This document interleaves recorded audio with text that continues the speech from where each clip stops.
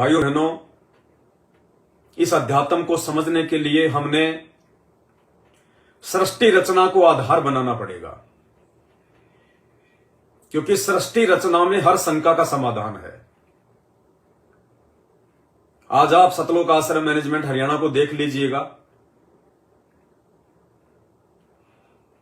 जब जवान लड़के और लड़कियां पुस्तक सेवा के लिए जाते हैं तो वहीं पे अपनी शादी की बात भी फिक्स कर लेते हैं। माता पिता की आवश्यकता ही नहीं है, माता पिता को पता ही नहीं चलता। वो बेटे मां बाप के लिए बहू खुद ही पसंद कर लेते हैं, खुद ही तय कर लेते हैं, मां बाप को नहीं पता चलता।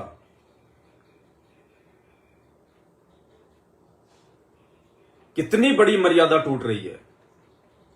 उन्हें तो छोटी सी बात लग रही होगी, मजाक लग रहा होगा, लेकिन काल किस प्रकार से उनकी मर्यादा तुड़वा रहा है। शंका समाधान की पुस्तक जो परमात्मा ने दास से लिखवाई है, उसमें रमणी के विषय में पूरी जानकारी दी गई है, लेकिन काल का इतना जबरदस्त प्रभाव इस पुस्तक को पूरी तरह से भगत समाज में जानने से रोकने के लिए कितने रोड़े उसने अटकाए। दास को उसी समय जेल में डलवा दिया ताकि ये पुस्तक की सेवा रुक जाए, लोगों तक ये शंका समाधान की पुस्तक ना जाए। बहुत जबरदस्त पहरा। तो युवा लड़के लड़कियां जो संत रामपाल जी से उपदेश प्राप्त हैं, कैसे काल उनकी मर्यादा तोड़वा रहा है। पुस्तक सेवा में जाते हैं, खुद ही अपने लिए लड़की पसंद कर लेते हैं, लड़की अपने लिए लड़का पसंद कर लेती है। रमणी से पहले उनके बीच में गंदी गंदी बातें शुरू हो जाती हैं, अश्लील बातें शुरू हो जाती हैं। रातों को लेट तक घर वालों से छुप छुपा के बातें करते हैं। कितना भयंकर दबाव काल भगवान का। भाई और बहनों, सृष्टि रचना को जिसने समझ लिया, जिसको सृष्टि रचना समझ में आ गई, केवल वही आत्मा हर प्रकार से गुरु जी के ज्ञान को आधार बना के इस काल के जाल को तोड़ सकती है। अन्यथा कदम कदम पर यह काल मर्यादा तोड़वाएगा, कदम कदम पर।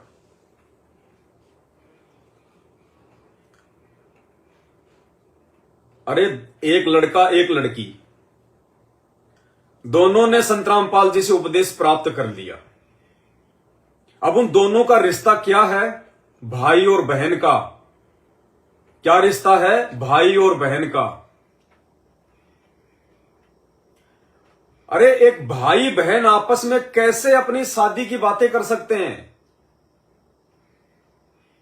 वो धर्म के भाई बहन हैं, वचन के भाई बहन हैं, और कहते हैं धर्म का भाई और धर्म की बहन, ये तो सगे भाई बहन से भी ज्यादा पाक और पवित्र रिश्ता होता है।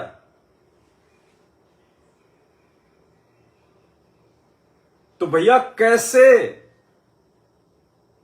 आप अपनी बहन से अपनी शादी की बातें कर सकते हो? क्या कभी आपने सोचा? क्या कभी आपने विचार किया? आपकी सबसे पहली मर्यादा तो यही टूट गई।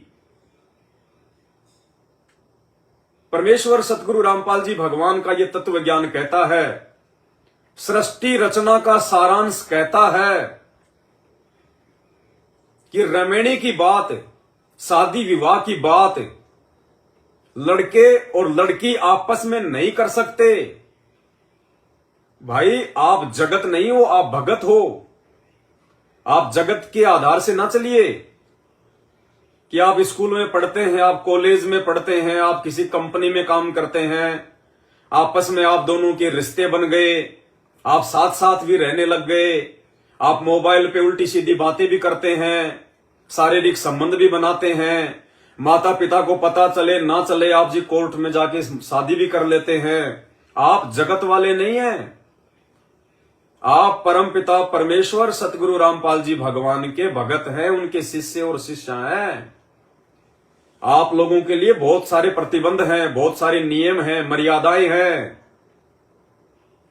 आप अपनी गुरु बहन से, आप अपनी धर्म की बहन से, जो कि सगी बहन से भी बढ़ के होती है, आप कैसे अपने रिश्ते की बात कर सकते हैं? कैसे आप अपनी शादी की बात कर सकते हैं? विशेषकर साध संगति से जुड़े हुए युवा भगत भाई बहन, आप लोगों ने ध्यान रखना पड़ेगा। परमात्मा जितनी बड़ी रजा करता है ना, परमात्मा धक्का भी उतना तेज ही मारता है। ऐसे खड्डे में जाके गिरोगे, जिंदगी में कभी उठ नहीं पाओगे। इस भक्ति में व्यभिचार नहीं चलता, दुराचार नहीं चलता।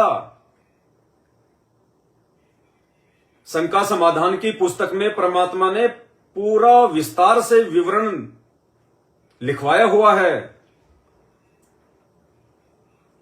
अगर आप युवा हो गए हैं, आप जवान हो गए हैं, पहली बात तो आपने अपने मम्मी पापा को यह कहना ही नहीं। अगर असल में आप संत रामपाल जी के भगत हैं और ज्ञान को आधार बना के भक्ति कर रहे हैं और आप युवा हो गए हैं शादी के लायक, तो आपने तो अपनी तरफ से किसी भी प्रकार से किसी भी लड़की से शादी विवाह की बात करनी नहीं है। और ना ही आपने अपने माता पिता से कहना है कि मेरी शादी करवा दो या मुझे शादी करनी है। ये इस ज्ञान में नहीं है। या तो आपके माता पिता आपकी युवा अवस्था को देख के स्वयं ही आपके रिश्ते की बात करें, अन्यथा आपको गुरुदेव के ज्ञान को आधार बना के चलना पड़ेगा कि यदि परमात्मा ने आपका कहीं पर रिश्ता जोड़ रखा है, कोई संस्कार जोड़ रखा है, तो किसी न किसी माध्यम से परमात्मा समय आने पर आपके रिश्ते को जोड़ देगा। आपने गुरुदेव भगवान पर विश्वास करना होगा। और आप यदि साध संगति से जुड़े हुए हैं तो आपने तो विचार ही नहीं करना इस बात पर कि मैं जवान हो गया, जल्दी से मेरी शादी हो जाए, मेरे माता पिता शादी में लेट क्यों कर रहे हैं। क्योंकि परमेश्वर हमें नित्य नियम में रोज पढ़ाते हैं कि चिंत्या तो हरि नाम की और न चिंत्या दास, और जो कोई चिंत्या नाम बिना सोए काल की फांस। यदि आप स्वयं अपनी रमणी के विषय में भी सोचते हैं, दूसरों से बात करना तो बहुत दूर की बात है, माता पिता से कहना तो बहुत दूर की बात है, अपनी खुद की धर्म की बहन से अपने रिश्ते की बात करना सेटिंगबाजी करके बहुत दूर की बात है। इस ज्ञान के आधार से आप जी रमणी की अपने मन में भी नहीं सोच सकते, ये विचार भी नहीं लेके आने कि मैं युवा हो गया, मेरी रमणी हो जाए, मेरी शादी हो जाए, क्योंकि वो काल की फांस है, काल की फांस।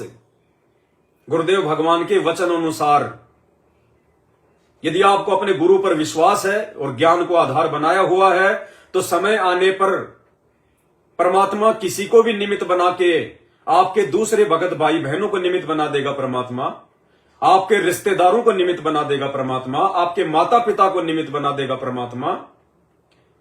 वो समय आने पर जब आपका संस्कार प्रबल होगा शादी के लिए, तो परमेश्वर किसी भी तरह से, उसके पास तो असंख्य रास्ते हैं, वो आपका संस्कार उस बहन से जोड़ देगा।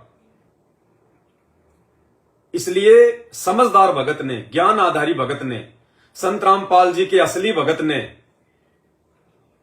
अपने स्वयं के लिए रमणी की बात बिल्कुल नहीं करनी है। और यहां क्या हो रहा है, पुस्तक सेवा में ही माता पिता के लिए बहू पसंद कर ली जाती है। रमणी से पहले अश्लील बातें शुरू हो जाती है, गंदी बातें शुरू हो जाती है फोन पर, और कभी शारीरिक रूप से मिल गए तो शारीरिक संबंध भी बना लिए जाते हैं, कोई बड़ी बात नहीं है। ये सबसे बड़ा काल का जाल है, बहुत बड़ी चोट खाओगे, बहुत बड़ी।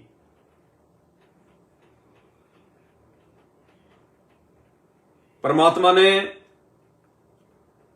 सृष्टि रचना के माध्यम से बताया कि ये काल नीचे क्यों गिरा, यही सबसे बड़ी गलती थी, यही अश्लीलता, गंदी सोच, गंदी बात, इसी कुक्रम के चलते काल को नीचे गिराया गया। आज उसका नाम शैतान है, उसको भयंकर श्राप लगा। ये सबसे भयंकर दोष है, सबसे भयंकर।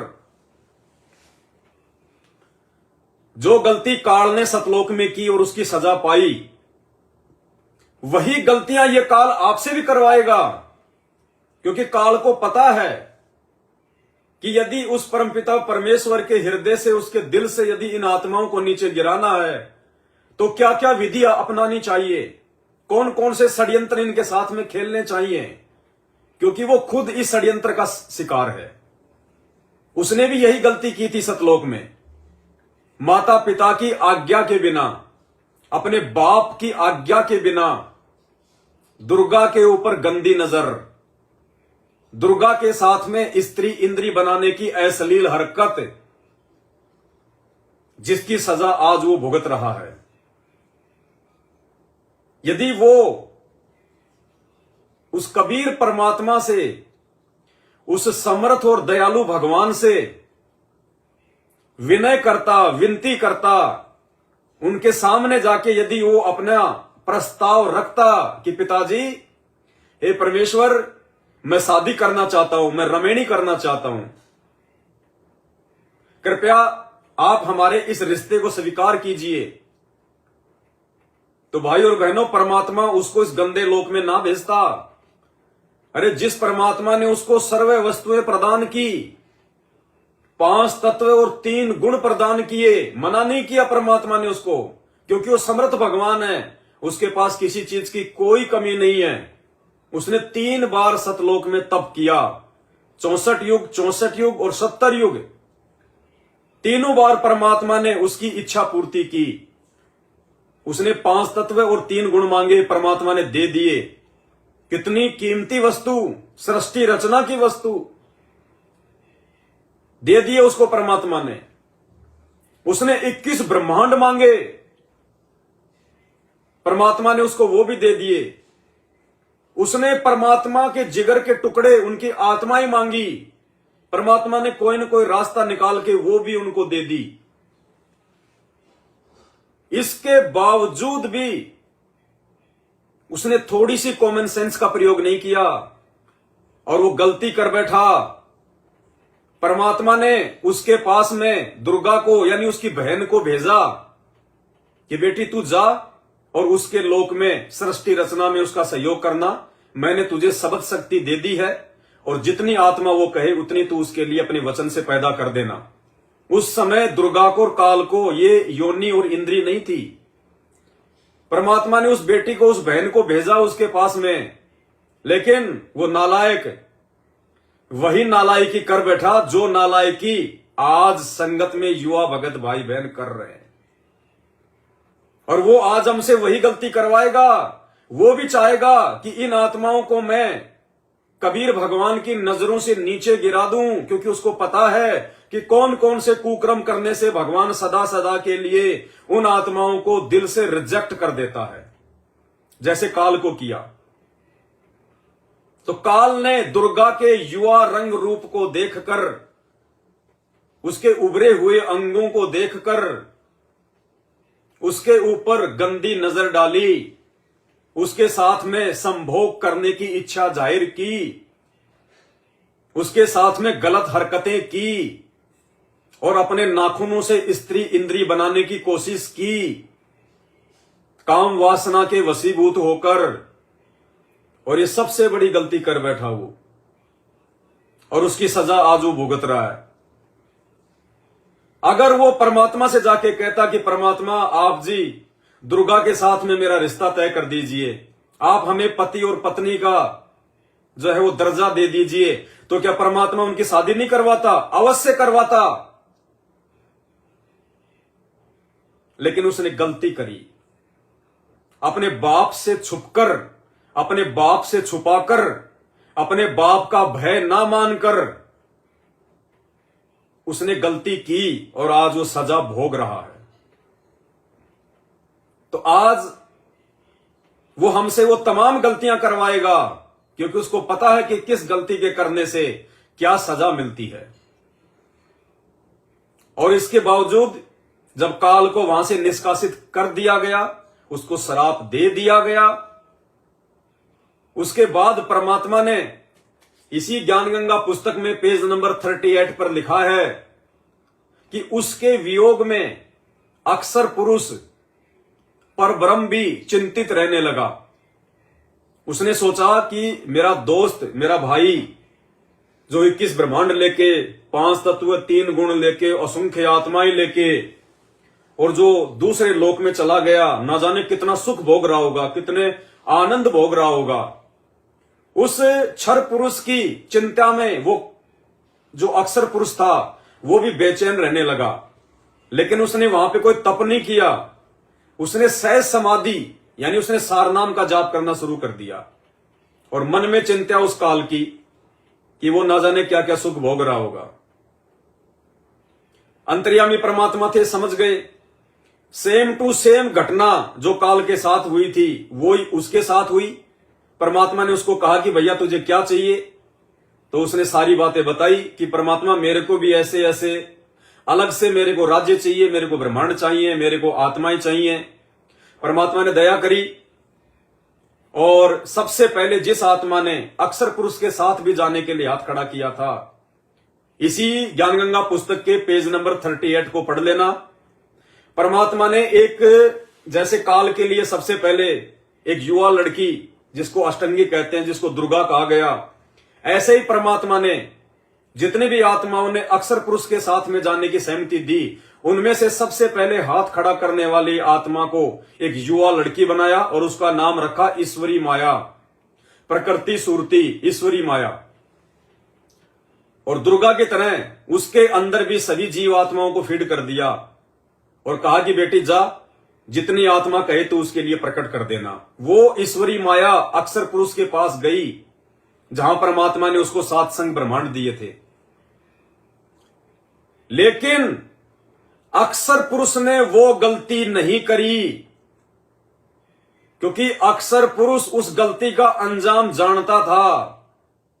क्योंकि जिस समय काल को परमात्मा ने दुर्गा के साथ बदसलूकी, अश्लील हरकत करने के चलते सतलोक से निष्कासित किया था, उस समय अक्षर पुरुष भी तो वही था, वो भी तो सब देख रहा था। तो अक्षर पुरुष समझ गया कि यदि तूने ये गलती करी तो तेरा भी वही असर होगा जो उसका हुआ है। तो अक्षर पुरुष ने ईश्वरी माया के साथ में गलत हरकत नहीं की, जबरदस्ती नहीं करी, उसके साथ में किसी भी प्रकार की बदसलूकी नहीं की, और उन दोनों ने आपसी सहमति से संतान उत्पत्ति करी, अपनी शादी करी।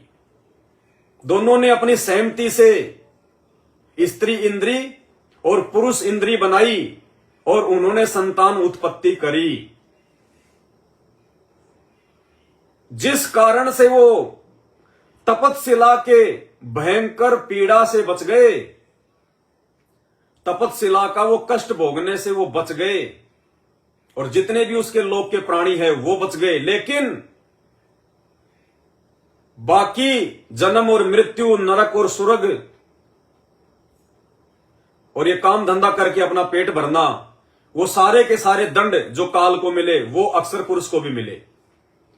लेकिन अपनी गुरु बहन के साथ, अपनी धर्म की बहन के साथ, क्योंकि सतलोक में तो सभी आपस में भाई बहन है, वहां तो ये गंदा कर्म है ही नहीं। अपनी गुरु बहन के साथ, अपनी धर्म की बहन के साथ उसने काल के जैसे दुर्व्यवहार नहीं किया, गंदी हरकत नहीं की, जिसके चलते उसको इतना फायदा हो गया कि परमात्मा ने उसको सतलोक से निष्कासित नहीं किया। उसके 7 संग ब्रह्मांडों को परमात्मा ने एक सीमा में बांध दिया, एक गोलाकार परिधि में बांध दिया और सतलोक के ही एक कोने में रख दिया। उसको 16 संग कोस की दूरी पे नहीं भेजा। और ईश्वरी माया के साथ गंदी हरकत ना करने के चलते, जबरदस्ती ना करने के चलते, अपने बाप की आज्ञा का उल्लंघन करके उसके साथ किसी भी प्रकार की गंदी हरकत ना करने के चलते उसको, अक्षर पुरुष को और उसके लोक में जितने भी प्राणी हैं उन सबको तपतशिला का कष्ट नहीं है, वो बच गए। तो भाई और बहनों, हर शंका का समाधान परमात्मा ने सृष्टि रचना में दिया हुआ है। तो आज भाई और बहनों, ये सृष्टि रचना, ये इतना ज्ञान, ये मूल ज्ञान हमें गुरुदेव ने क्यों समझाया, क्यों बताया हमें परमात्मा ने? इसी दिन के लिए कि काल तुमसे वो तमाम हरकतें करवाएगा जिन हरकतों के करने के चलते तुम्हारी मर्यादा टूटेगी और तुम गुरु पद से नीचे गिरोगे। इस भक्ति मार्ग का एक नियम है, एक रूल है, अगर समझ में आ जाए तो।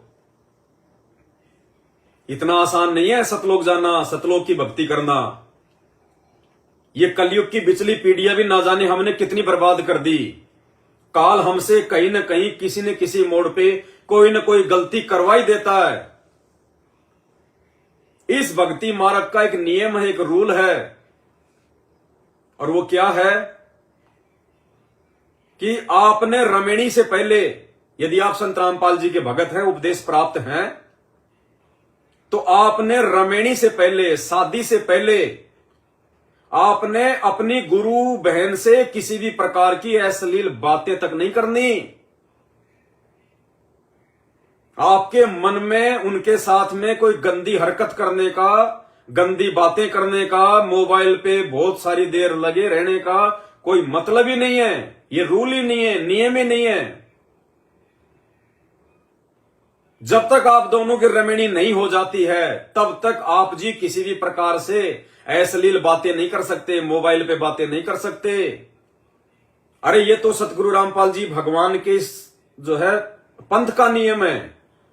जबकि आज से 50 साल पहले आप चले जाइए, जो लड़के लड़कियां आज 20 या 25 साल के हो चुके हैं, वो ज्यादा दूर नहीं, अपने मां बाप को देख लीजिए। दादा दादी तो बहुत दूर की बात है। जिस समय आपकी मां की और आपके बाप की शादी फिक्स हुई थी, उन्होंने शादी से पहले एक दूसरे से मिलना जुलना, बातें करना तो बहुत दूर की बात है, आपस में उन्होंने कभी एक दूसरे का मुंह भी नहीं देखा होगा। मुंह भी माता पिता ही रिश्ते तय किया करते थे। वो बच्चे आज से 30 साल पहले, 40 साल पहले, वो युवा लड़के लड़कियां, वो बच्चे कभी भी अपने मां बाप से नहीं कहते थे कि हम शादी के लायक हो गए, पिताजी हमारी शादी कर दो। खुद के द्वारा लड़की पसंद करना तो सौपन की बात थी।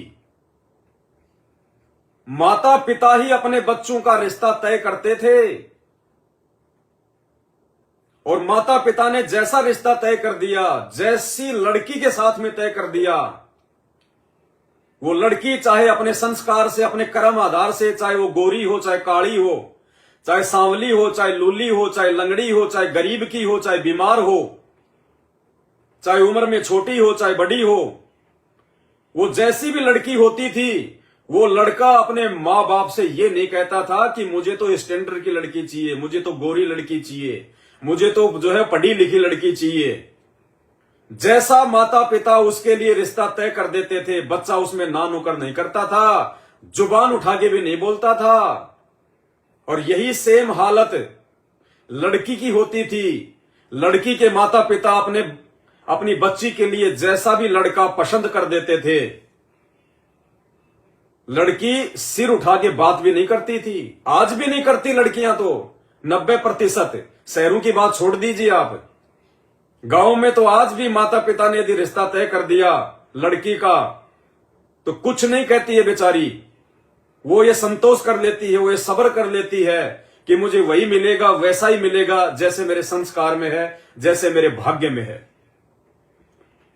अरे जब वो आज से 30-40 साल पहले, और वो अनुपदेशी लड़के और लड़कियां भी अपने मां बाप के ऊपर इतना विश्वास किया करते थे, इतनी इज्जत दिया करते थे उनको, इतनी आज्ञा का पालन करते थे, जैसा लड़का लड़की उनके लिए पसंद कर देते थे, वो आवाज नहीं उठाते थे, सवाल नहीं करते थे। अरे आज तो हमें परमपिता परमात्मा मिल गया, भगवान मिल गया। आज क्या परमात्मा हमारी मानसिक सोच से परिचित नहीं है? अगर हम उसकी भक्ति कर रहे हैं, उसकी मर्यादा में हैं, उनसे नाम उपदेश प्राप्त कर रखा है, तो क्या वो अंतर्यामी परमात्मा ये नहीं जानता कि इस बच्चे के और इस बच्ची के मन में क्या चल रहा है, इनको कैसा साथी चाहिए, क्या क्या उसके अंदर जो है लक्षण होने चाहिए, वो गुण होने चाहिए। अगर आपके अनुसार, आपकी सोच के अनुसार यदि आपको लड़का लड़की नहीं मिलनी होगी, यदि आपके भाग्य में, आपके संस्कार में यदि कोई 19-19 प्लस माइनस लड़का लड़की होगी, तो आज तो परमात्मा धरती पे है। यदि आप मर्यादा में रह के भक्ति करोगे, तो क्या परमात्मा आपके संस्कार चेंज नहीं कर देगा? क्या परमात्मा वो बीमार संस्कार वाली लड़की को जो है स्वस्थ नहीं कर सकता? क्या परमात्मा आपके भाग्य को चेंज नहीं कर सकता? गुरुदेव भगवान कुछ भी कर सकता है। तो कहने का मतलब है, सबसे पहली बात तो युवा लड़के और लड़कियां संत रामपाल जी भगवान के इस मार्ग में जो हैं, उन्होंने अपनी तरफ से किसी भी प्रकार से अपनी रमैनी की बात नहीं करनी है, अपने खुद से शादी विवाह की बात नहीं करनी है। यदि आप उपदेशी हैं और यदि आपने किसी अपनी उपदेशी भगत बहन के साथ में अपने रिश्ते की बात की, अपनी रमैनी की बात की, वो चाहे आप आश्रम में करो, चाहे पुस्तक सेवा में करो, चाहे किसी भगत भाई के घर आते जाते समय करो, भाई उसी समय आपकी मर्यादा खंडित है, उसी समय। क्योंकि जब तक आपकी शादी संपूर्ण नहीं हो जाती है, जब तक आपकी रमैनी नहीं हो जाती है और वो लड़की बहू बन के जब तक आपके घर पे नहीं आ जाती है, तब तक वो आपकी गुरु बहन है, आपकी धर्म की बहन है। और अपनी ही बहन के साथ में रमैनी से पहले गंदी हरकत और गंदी बातें करने वाला इंसान क्या होगा और परमात्मा उसको कितना पसंद करेगा। गुरुदेव भगवान कहते हैं, जब तक रमैनी नहीं हो जाती है तब तक वो वाणी परमपिता परमेश्वर की हम सब पे लागू रहेगी। पर नारी को देखिए बहन बेटी के भाव। जब तक आपका शादी विवाह संपन्न नहीं हो जाता है तब तक आपके लिए वो पर नारी है। पर नारी को देखिए बहन बेटी के भाव, कहे कबीर काम नाश का यही सहज उपाव। और आज क्या हो रहा है संगत में, ऐसे बहुत सारे केस हैं। और सतलोक आश्रम मैनेजमेंट हरियाणा के यहां तो सत्सेवकों में भी एक आध आपको मिल जाएंगे, ऐसी कोई बड़ी बात नहीं है। लेकिन सतलोक आश्रम मैनेजमेंट हरियाणा के यहां तो 90% लड़के और लड़कियां अपनी माता पिता की आज्ञा के बिना, उनको बताए बिना खुद के लिए लड़का और लड़की पसंद कर लेते हैं। रमैनी 2 साल बाद होती है, उससे पहले मोबाइल पे ढेरों बातें करते हैं, अश्लील बातें चलती हैं, रातों को चलती हैं, गंदी गंदी बातें चलती हैं। और मौका मिल जाए तो आपस में शारीरिक संबंध भी बना लेते हैं। ऐसे भगत भाई बहन, खुद के लिए बहू पसंद करने वाले, लड़की पसंद करने वाले, रमैनी से पहले उल्टी सीधी बातें करने वाले, मनोरंजन करने वाले, विचार कीजिए भाई और बहनों, पहली बात तो मर्यादा वही टूट गई उनकी कि रमैनी से पहले आपने किसी भी लड़की के ऊपर गंदी नजर डाली तो क्यों डाली? आपको हक ही नहीं है, आपको अधिकार ही नहीं है, और वो भी इस मार्ग में बिल्कुल नहीं है। यदि आपके माता पिता भी आपकी शादी फिक्स कर देते हैं, रमैनी फिक्स कर देते हैं, आप एक सुयोग्य पुत्र हैं, बहुत अच्छी बात है, आप एक योग्य पुत्र हैं, और आपके माता पिता आपकी रमैनी पक्की कर देते हैं, आपकी शादी पक्की कर देते हैं। माता पिता के द्वारा रमैनी की बात पक्की करने के बावजूद भी रमैनी से पहले वो लड़का भी किसी भी प्रकार से, वो लड़की किसी भी प्रकार से आपस में एक दूसरे से अश्लील बातें नहीं कर सकते। इस परमेश्वर की ज्ञान चर्चा के अलावा, गुरुदेव भगवान की चर्चा के अलावा, इस तत्व ज्ञान की चर्चा के अलावा किसी भी प्रकार से यदि वो बातें करते हैं अपने शादी विवाह को लेके, या काल प्रेरणा से अश्लील बातें करते हैं, गंदी बातें करते हैं, उनकी भी मर्यादा खंडित है, मर्यादा। और मान लीजिए आपकी रमैनी फिक्स हो गई, आपके माता पिता ने कर दी, और आप लोगों ने आपस में उल्टी सीधी बातें करना शुरू कर दिया, क्योंकि आजकल तो इस मोबाइल का जमाना है, इंटरनेट का जमाना है, तुरंत संपर्क में आ जाते हैं।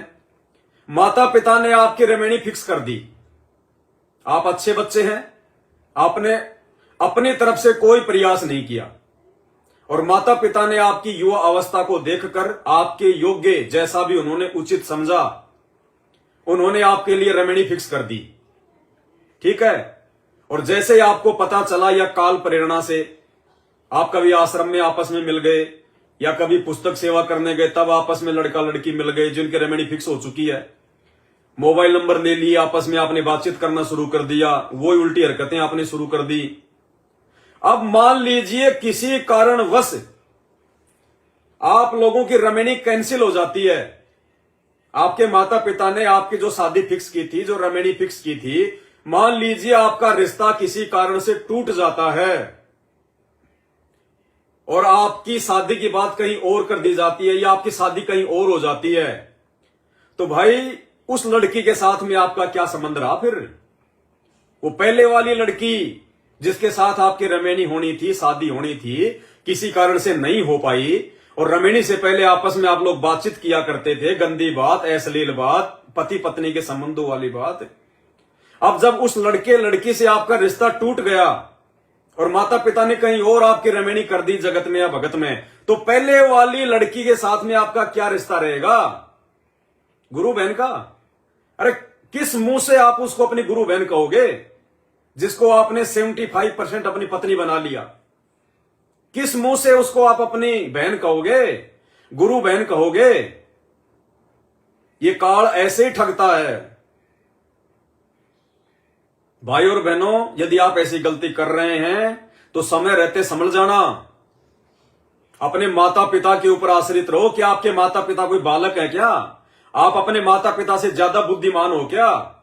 जो कर्म आपने शुरू नहीं किया आपके माता पिता वो करके छोड़ चुके हैं, तो क्या उन्हें नहीं पता कि बच्चे की क्या आवश्यकता है और कब आवश्यकता है? क्या आपके माता पिता को नहीं पता इस बात का कि आप जवान हो गए, आपकी रमेणी भी करनी है, वर्तमान समय का खाना पीना, लोगों की सोच, लोगों की संगति क्या है, लड़का इन बातों को, लड़की इन बातों को कितनी जल्दी समझने लग जाते हैं? क्या उनको नहीं पता इस बात का? अगर वो धैर्य धारण करके बैठे हैं और आपके युवा होने के बावजूद भी किसी प्रकार की रमणी की बात नहीं कर रहे हैं, तो उनके मन में भी तो कुछ चल रहा होगा, उनकी भी तो कुछ सोच होगी, या आप उनसे कहीं ज्यादा समझदार हो? ये काल ऐसे ठगता है क्योंकि ये परीक्षा का समय है। वो माता पिता को चुप उस परमात्मा ने कर रखा है, गुरुदेव भगवान ने कर रखा है। वो चाहे ज्ञान आधार से कर रखा है, चाहे कुछ और सोच के कर रखा है, क्योंकि परमात्मा ने आपकी परीक्षा भी तो लेनी है। परमात्मा ने आपको आप ही के कुकर्मों के चलते, ताकि आप कल को परमात्मा को दोष ना दे सको कि परमात्मा मैंने क्या गलती कर दी, मेरे से तो कोई गलती नहीं हुई। परमात्मा ये नहीं देखता कि ये 50 साल का, ये 40 साल का, ये 20 साल का है। परमात्मा अपनी आत्मा देखता है, वो समदृष्टि है, वो आत्मा के संस्कार से उसकी परीक्षा लेता है। तो ऐसा नहीं कि परमात्मा 40 साल और 60 साल वालों की परीक्षा लेगा, परमात्मा 20 साल वालों की जो है वो परीक्षा नहीं लेगा। प्रहलाद भगत की उम्र कितनी थी? 84 बार परीक्षा ली परमात्मा ने, 84 बार। 10 साल की उम्र थी उसकी, उसके बाप ने 84 प्रकार की यातना दी और परमात्मा देख रहा था कि ये कितना दृढ़ है, ये कितना विश्वास करता है, अपने बाप के नाम की भक्ति करेगा या मेरे नाम की भक्ति करेगा। उस 10 साल के बच्चे की परमात्मा ने 84 बार परीक्षा ली। ध्रुव 6 साल का जंगल में चला गया परमात्मा प्राप्ति के लिए। अरे आज तो कलयुग की बिचली पीढ़ी है, हर प्रकार से परमात्मा ने तुम्हें शिक्षित कर रखा है, हर प्रकार से परमात्मा ने ज्ञान दे दिया, और आज तुम 20 साल के 25 साल के हो गए, तो क्या परमात्मा तुम्हारी परीक्षा नहीं लेगा? क्या परमात्मा तुम्हें तुम्हारे मां बाप के पीछे भेज देगा सतलोक कि चलो भाई पूरे के पूरे परिवार ने उपदेश ले लिया, इन बच्चों की क्या परीक्षा लेनी? अरे स्कूल एलकेजी से लेके यदि 12वीं क्लास तक का है तो परीक्षा एलकेजी वाले की भी होती है और परीक्षा 12वीं वाले की भी होती है। वो टीचर ये नहीं देखता कि ये तो एलकेजी का बच्चा है, इसकी क्या परीक्षा लेंगे। एलकेजी वाले की एलकेजी के हिसाब से परीक्षा लेगा और 12वीं कक्षा वाले की 12वीं के हिसाब से परीक्षा लेगा। ये परीक्षा का समय है हमारा।